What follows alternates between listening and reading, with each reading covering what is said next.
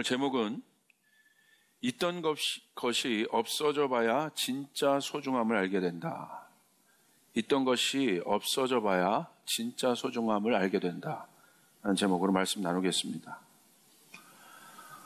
이번 주 한 주간 나라에 큰 사건들이 있었습니다. 여러분, 전혀 예상치 못했던 그 지진의 소식이 있었어요. 그러니까 안전지대라고 여겼던 우리나라가 더 이상 그렇지 않은 것 같습니다. 저는 이런 것들을 볼 때마다 아주 많은 질문들을 던지고 또 그곳에서 많은 것들을 또 깨닫게 되더라고요. 여러분, 좀 고통스러워 하잖아요. 우리가 가만히 생각해 봤어요. 그러니까 왜 인간이 언제 제일 당황하고 고통스러워할까? 당황하고 고통스러워할 때. 그때가 참 힘든 거거든요. 그러니까 예기치 못한 일들이 일어날 때라는 거예요.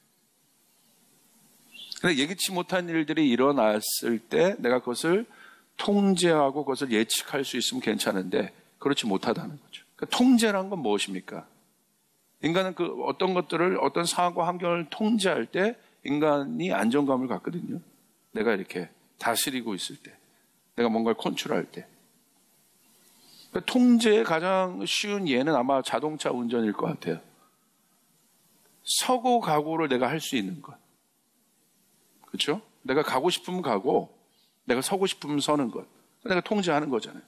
그런데 이번 지진 같은 사건들을 보십시오. 뭡니까? 강제적으로 멈춰진 거예요. 내가 서기 싫었는데 강제적으로 멈춰진 거예요.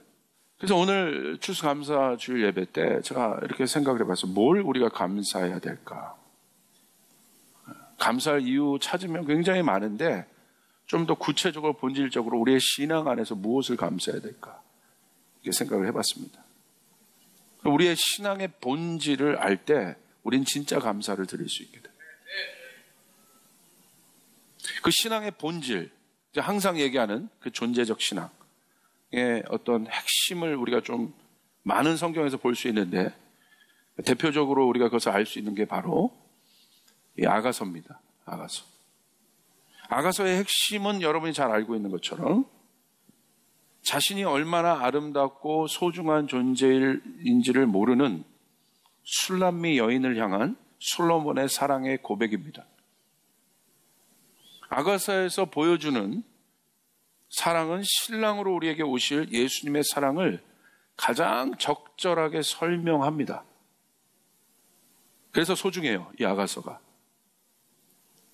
세상의 눈과 기준으로 바라보는 사랑과는 전혀 다른 존재적인 사랑을 이 아가서를 통해서 배울 수 있습니다. 여러분, 세상의 사랑은 어떤 것입니까? 조건적이에요. 그리고 소유적인 성격이 강합니다. 조건적인 성격이 강해요. 조건적 사랑의 특징은 뭐냐면 조건적 사랑. 무조건적 사랑이 아니라 이 존재적 사랑은 이 무조건적 사랑을 얘기하는 거야. 아버지가 자녀를 사랑하는 것. 신랑이 내 사랑하는 아내를, 신부를 사랑하는 것. 어떤 조건이 있어서 사랑하는 게 아니라 이거예요. 성경에서 말하는 사랑의 본질이 바로 그거예요. 그것 위에 기초하는 것만 무너지지 않는다는 거예요. 그 존재적인 사랑 위에 기초하지 않는 모든 것들은 무너지게 되어 있어요. 하나님의 대표적인 사랑이 바로 탕자의 비유를 통해서 우리는 그 아버지의 사랑을 알 수 있죠. 그걸 말씀하셨잖아요. 하나님의 사랑이 뭐냐? 구체적으로 탕자의 비유를 통해서 무조건적으로 탕자를 받아주신 아버지 하나님의 사랑. 어떤 시시비비도 가리지 않으십니다. 조건 없이 아들을 환영하고 회복시켜 주십니다. 이유는 하나입니다. 오직 아들이라는 존재. 할렐루야. 다른 이유가 없다 이거예요. 어떤 조건도 없다 이거예요. 예수님이 보여주신 사랑도 마찬가지입니다. 분명합니다. 조건 없이 우리를 사랑하신 거예요. 그것의 대표적인 말씀이 무엇입니까? 먼저 사랑하셨다. 조건 보고 하신 것이 아니라 요한복음 4장 19절에 우리가 사랑하면 그가 먼저 우리를 사랑하셨습니다. 요한 1서네요. 그가 먼저 우리를 사랑하셨습니다. 그런데 주님이 우리를 사랑한 어떤 사랑이에요? 먼저란 단어. 일방적으로 사랑하시기로 결정하신 것입니다. 예수님이 그렇게 하셨기 때문에 제자들이 예수님을 배반하고 떠날 줄 알면서도 예수님 어떻게 하셨습니까? 그들의 발을 씻겨주시고 자신의 살과 피를 나눠주시면서 그 제자들을 향한 사랑을 끝까지 보여주셨고, 부활하신 후에도 전혀 회개함이 없던 그 제자들 찾아가서 예수님 그들에게 어떤 것도 묻지 않으시고 그들을 사랑하신 그 모습들 우리가 기억하고 있을 것입니다. 그런데 이와 반대되는 사랑이 있다는 거예요. 조건적인 사랑. 조건적인 인간의 사랑의 특징을 한마디로 말하면 저 이렇게 표현해 볼 수 있겠어요. 섭섭함. 이 조건적 사랑을 하는 인간의 특징, 이게 뭐냐면요, 섭섭함이라는 이 단어에 있어요. 이 섭섭함의 사전적 정의를 보면 기대에 어그러져 불만스럽거나 못마땅하다. 그러니까 자기 기대치에 못 다다랐을 때, 그 기대치가 채워지지 않았을 때, 자기는 이런 기대감을 가지고 저 사람에게 나갔는데 그 기대만큼의 어떤 대가가 주어지지 않을 때 인간은 뭘 느껴요? 섭섭함을 느끼는 거예요. 이 결핍의 마음이 바로 섭섭함이에요. 채워지지 않는 결핍. 이게 조건적 사랑의 특징이에요. 채워지지 않아요. 근데 그 결핍이 어디로부터 왔냐는 거예요. 원래 아담은 그런 존재가 아닌데, 이게 바로 어떤 마음입니까? 죄를 짓고 난 후에 뭐가 들어온 거예요? 죄가 들어온 거예요. 죄가 들어온 후에 인간의 첫 반응은 뭡니까? 이걸 주목해야 돼요. 죄가 들어오고 난 후에 인간에게 나타나는 첫 반응이 뭐냐면 두려움이라는 거예요. 누구를 향한 두려움이에요? 잘 보세요. 누구를 향한 두려움을 갖기 시작했어요? 이 두려움의 출처는 뭐예요? 두려움의 대상은 누굽니까? 그 좋으신 하나님이 두려움의 존재로 느껴집니다. 하나님의 낯빛을 피하여 숨기 시작했어요. 왜? 두렵기 때문에. 그래서 인간이 스스로의 그 두려움, 다음에 나오는 감정들이 무엇이었습니까? 수치와 부끄러움이었어요. 그래서 그 수치와 부끄러움을 가리기 위해서 인간이 했던 건 뭐예요? 자기 스스로 나뭇잎을 만들어서 자기 수치를 가렸죠. 인간의 노력으로. 그게 가려집니까? 그러니까 어리석어지는 거예요. 하나님을 떠난, 하나님의 존재 자체를 떠난 인간은 나뭇잎으로 자기를 가릴 수 있다고 생각, 자기의 수치, 보이지 않는 그 수치를 가릴 수 있다고 생각하는 그런 판단을 하는 어리석음으로 들어가게 되는 거예요. 그래서 망하는 거예요. 어리석은 거예요. 이게 이 두려움이요, 인간 안에 있는 가장 큰 본질적인 연약함입니다. 모든 것이 이 두려움으로 귀결되게 돼 있어요. 두려운 거예요. 불안한 거예요. 그래서 그 아버지를 그 두려움이 왜곡되게 바라봐요. 그 왜곡된 형상을 갖고 있는 인간의 마음을 뭐라고 표현하겠습니까? 아버지를 아버지로 보지 못하는 마음, 고아합니다. 그 마음이 고아한 거예요. 하나님의 자녀로 지음받았는데 고아가 돼버린 거예요, 스스로. 고아의 마음은 무엇입니까? 자신이 누군지를 모르고 있는 상태입니다, 지금. 내가 누군지를 모르는 거예요. 고아의 특징이, 고아가 그거예요. 그래서 이런 사람들의 특징은 언제나 조건과 상황에 민감합니다. 그 마음이 뭘로 나타나냐면 조건과 상황에 민감한 사람들의 마음을 한마디로 정의하면 열등감이라고 하는 거예요. 열등감 있는 사람들 보십시오. 조건에 민감해요. 상황에 민감해요.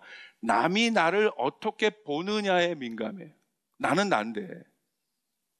이 열등감의 특징이에요. 그래서 자기가 이 인정받지 못했던 이 상황을 뭘로 받아들이냐면 위협으로 받아들입니다. 이런 마음들이 어떤 마음이에요? 미성숙한 마음들이라 이거예요. 그 고아의 마음 뭐예요? 오늘 우리가 감사에 대해서 제가 오늘 던지는 건 이 2017년 우리가 감사는 어떤 감사를 해야 되냐? 성숙한 감사를 해야 된다. 이제 미성숙한 감사를 하지 말자 이제 한국교회는 성숙한 단계에 퀄리티 있는 감사를 하자는 거예요. 할렐루야. 여러분, 내가 20, 30년 신앙생활 했다면 이제 퀄리티 있는 감사를 하자 이거예요. 존재적인 감사를 하자 이거예요. 2017년 추수감사절에만 하는 감사 말고 나의 모든 삶을 감사할 수 있는 그 퀄리티 있는 감사를 하자 이거예요. 미성숙한 자아는 뭐냐면요, 거절감을 견디지 못해요. 책망을 견디지 못하더라고요. 책망을 뭘로 받아들이냐면 위협으로 받아들여요.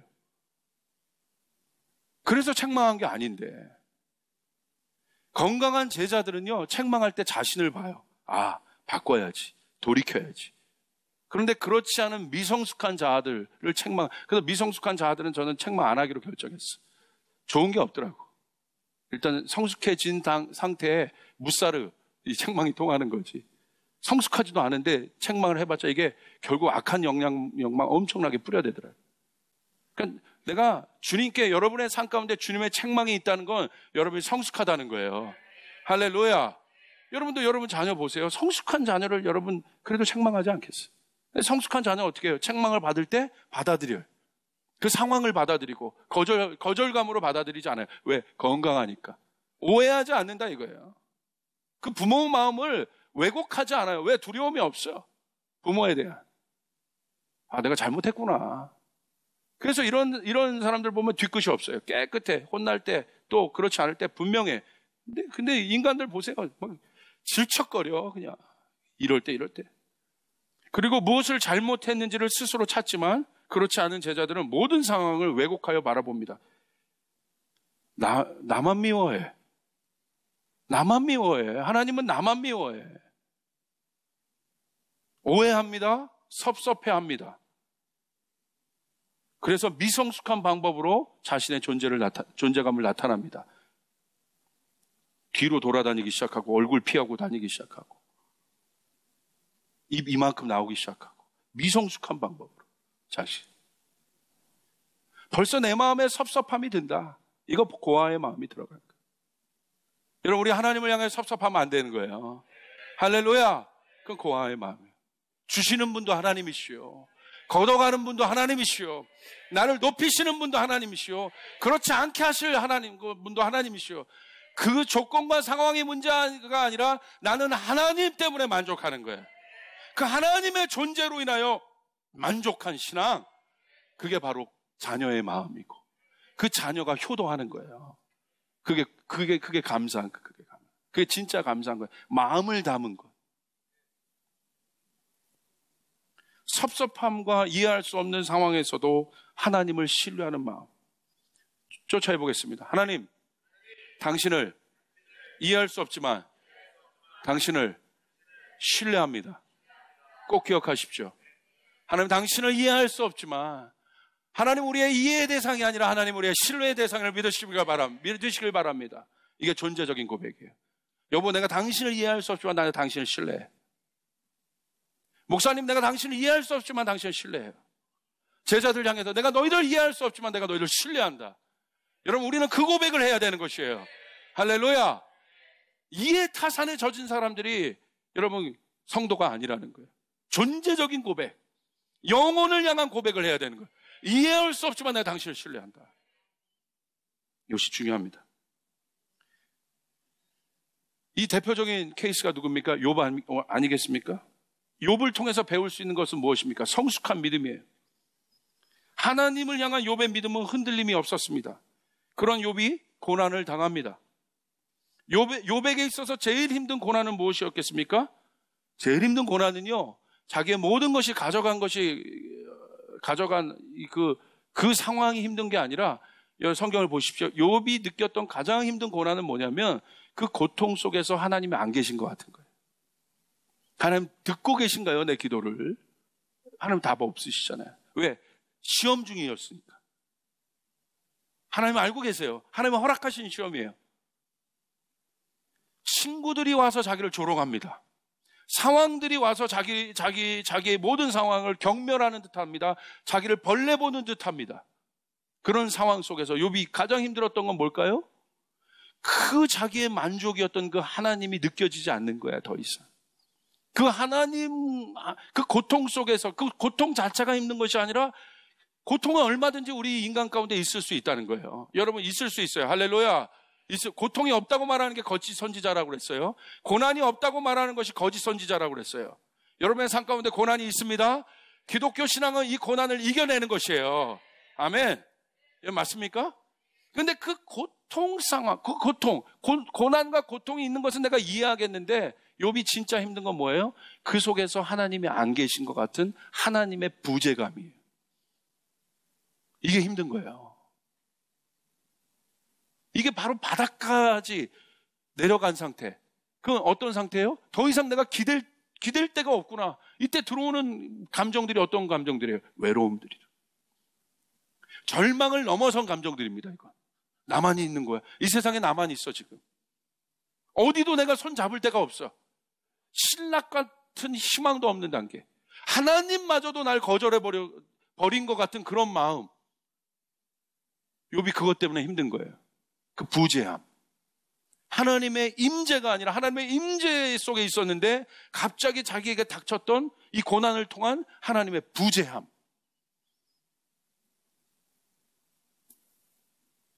통제가 되지 않는 그런 상황. 그것이 어려운 문제였습니다. 사단이 시험을 하죠. 우리가 주목해 봐야 돼요. 욥의 시험. 누가 시험해요? 하나님이 허락했지만 사단이 시험하는 거예요. 우리가 잘 알아야 돼요. 사단이 여러분을 향한 궁극적인 시험은 여러분의 물건을, 여러분의 건강을, 그런 것들을 줬다 뺐다 이런 시험이 아니라 그것을 통해서 여러분 가운데 어떤 것을 주는 거예요? 욥이 느꼈던 감정 똑같이 느끼게 하는 거예요. 하나님 없다. 이 고난? 고난 속에서 하나님 왜 나만 있는 것 같은 마음을 갖게 하셔? 이것이 사단의 시험의 궁극적인 목적이에요. 하나님과 우리를 끊어내려고 하는 것. 그래서 우리 마음 가운데 고아의 마음을 갖게 하는 것. 고아처럼 살아가게 하는 것. 이게 사단의 시험의 궁극적인 목표입니다. 여러분에게 어려운 상황이 있습니까? 어려운 상황이 문제가 아니라 영적으로 그 상황을 바라봐야 돼요. 이것을 통과해내지 못하면 여러분 어떻게 해요? 여러분 가운데, 우리 가운데 결국 이 사단은 이 시험을 사용합니다. 그래서 고아의 마음을 갖게 합니다. 하나님 없는 것처럼 느끼게 하는 거예요. 그게 바로 두려움이에요. 하나님에 대한 부재. 결국 바닥까지 내려가요. 그 바닥, 이 욥의 바닥은 뭐예요? 하나님이 없다. 없는 것 같다. 그런데 하나님 어떻게 하십니까? 간섭하십니다. 바로 그 상황에서 하나님이 자신의 임재를 보여주십니다. 아멘. 당신이 어떤 분인지를 다시 한번 욥에게 가르쳐 주십니다. 욥아, 이 고난도 내가 컨트롤하고 있는 것이고, 이 천지 만물을 내가 다스리고 있는 것이고, 내가 얼마나 큰 분인가를 하나님이 말씀하시는 것이에요. 욥은 그때 깨닫는 거예요. 내가 느낀 거였구나. 욥이 느꼈던 그 하나님의 부재는요, 아담이 만들었던 원죄로부터 어떤 두려움, 그 바닥까지 욥은 시험을 당한 거예요. 어마어마한 시험을 당한 거예요. 근데 하나님이 그럼에도 불구하고 욥이 하나님을 붙잡았습니다. 하나님이 개입하십니다. 하나님의 임재를 보여주십니다. 그래서 욥이 뭐라고 고백합니까? 내가 주께 대하여 귀로 듣기만 하였사오나 이제는 눈으로 주를 배웁나이다. 할렐루야! 퀄리티 있는 고백을 합니다. 차원이 다른 고백을 합니다. 성숙한 고백을 합니다. 이제는 우리는 성숙한 감사를 해야 된다는 것이에요. 성숙한 감사로 한국교회는 나가야 된다는 것이에요. 성숙한 감사, 질 있는 감사를 해야 되는 거예요. 그래서 결국 어떻게 됩니까? 아가서 3장 3절 4절 우리 한번 같이 읽겠습니다. 시작. 성안을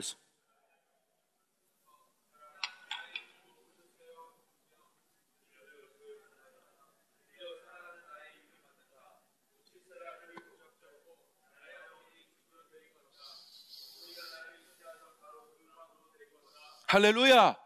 드디어 그 신랑을 만난 거예요. 아멘. 이 부재함, 하나님, 이 신랑이 없는 부재함 의미가 없다.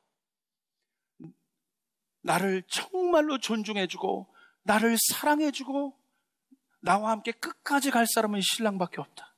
그걸 깨달은 거예요. 그리고 드디어 그 신랑을 찾았습니다. 그리고 그 신랑을 어떻게 했습니까? 찾고 나서 어떻게 해요? 나임을 만났다 놓칠세라 꼭 붙잡고. 여러분 이렇게 사셔야 돼요. 이게 성숙한 신앙이에요. 여러분 이제는 우리 주님밖에 없다는 거예요. 여러분 놓칠세라 꼭 붙잡고. 여러분 이 손 놓치면 죽습니다. 여러분 주님 손 꼭 붙잡아야 됩니다. 주님 손 꼭 붙잡아야 됩니다. 놓칠세라 꼭 붙잡고. 언제 이 고백을 해요? 없어 봐야, 없어져 보니까 감사한 거라는 거예요. 감사가 없습니까? 여러분의 삶 가운데?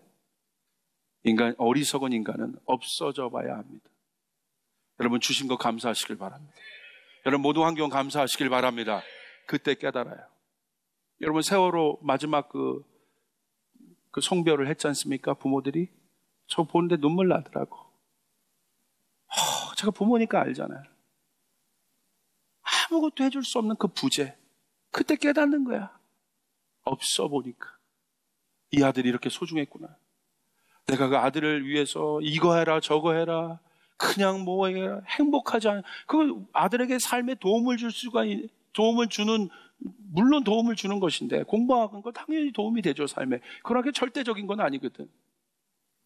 절대적인 것을 주지 못했던 그 아비의 후회. 없어져 봐야 하는 거예요. 없어져 봐야. 여러분 감사하시길 바라요. 없어져 봐야 깨닫는 건 어리석은 사람들이. 이제 성숙한 사람은 있으나 없으나 감사해야 되는 거예요.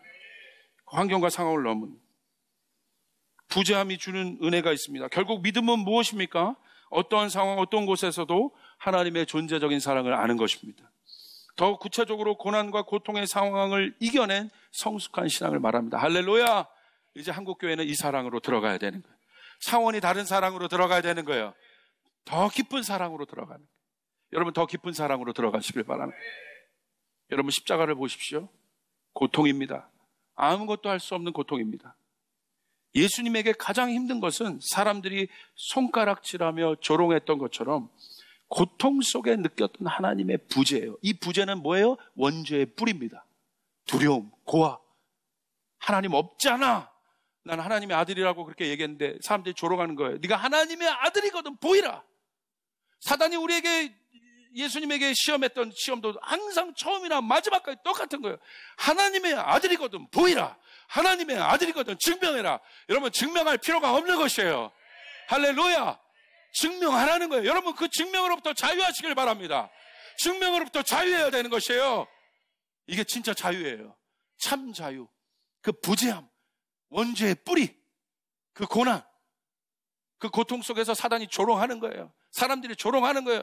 너희 하나님이 어디 있냐고, 너희 아버지가 어디 있냐고, 너희 아버지가 사랑의 아버지냐면 아버지라면 어떻게 내 자녀를 이렇게 고통스럽게 할 수 있냐고. 이 고통에 대해서 질문하는 거예요. 세상 사람들이 질문하는 거예요. 여러분에게 질문하는 거예요.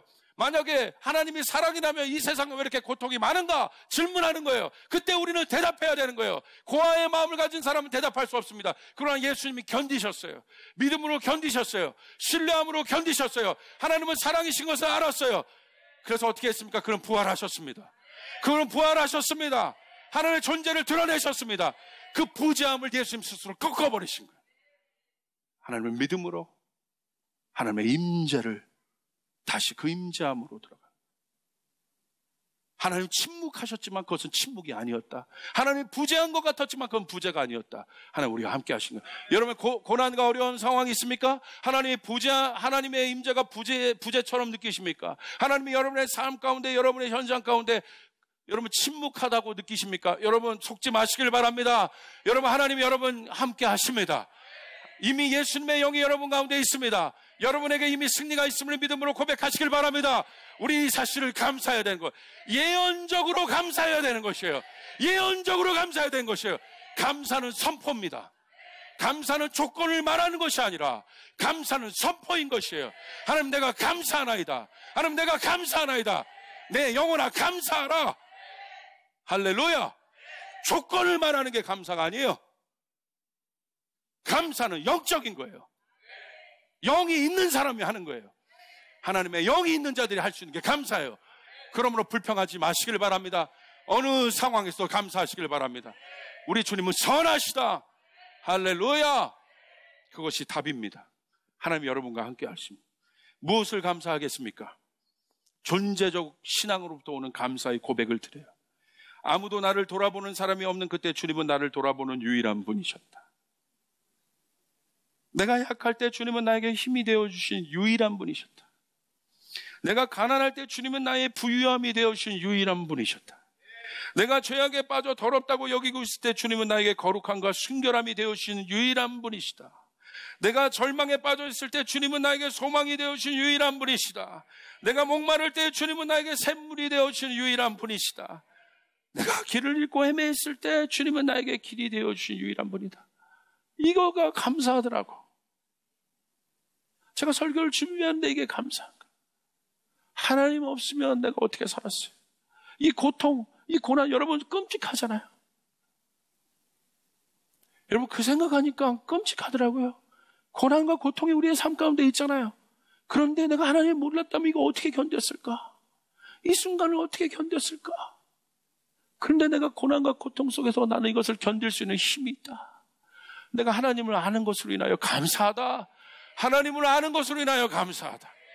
그게 우리의 본질적인 감사. 여러분 감사를 하시길 바랍니다. 예수님의 그 존재적 사랑 앞에 서시길 바랍니다. 하나님 여러분과 함께 하십니다.